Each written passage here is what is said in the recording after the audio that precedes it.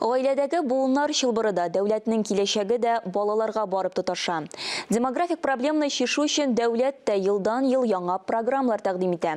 Әмма гаиләләрдә балалар саны кими бара. Бу вазгыятьне дин ничек аңлата? Рөстәм хәзрәт Хайруллин вагазын тыңлыйк. Алхамдулиллахи раббил аламин. Ассалату вассаламу аля сайидина Мухаммад ва аля алихи ва асхабихи аджмаин. Хөрмәтле җәмәгать, ассаламу алейкум ва рахматуллахи ва баракатуху. Бер ашка чакырдылар. Бик матур гаилә, тырышалар, иләре дә бик яхшы. Ипотекаларын алдылар, шунда Кур'ан укып дуа кылдык. Ләкин күңелгә бик авыр булды. Өйдә бала тавышы юк. İləri də var. Әти, әниләре də iki яктан бар, бала юк.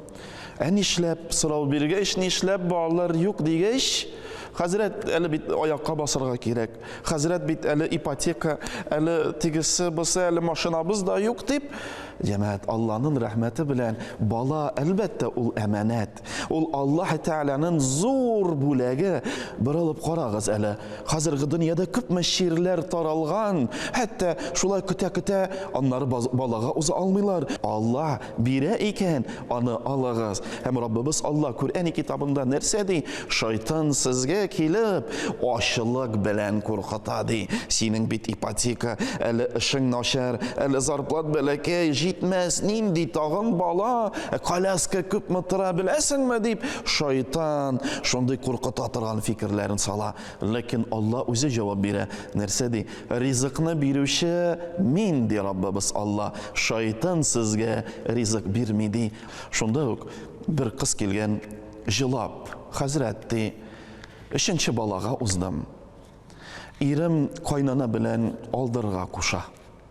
Ирем кайнана белән алдырга куша, әйтәм, намаз укыйсызмы? Әйе, кайнана да намаз укый ди. Ирем дә уразаларын тота ди, ләкин алдырга куша. Нишлим? Шунда җәмәгатьул муслимин, без аңларга һәм белергә тиешбез. Бала алдыру, нәк баланы үтерү.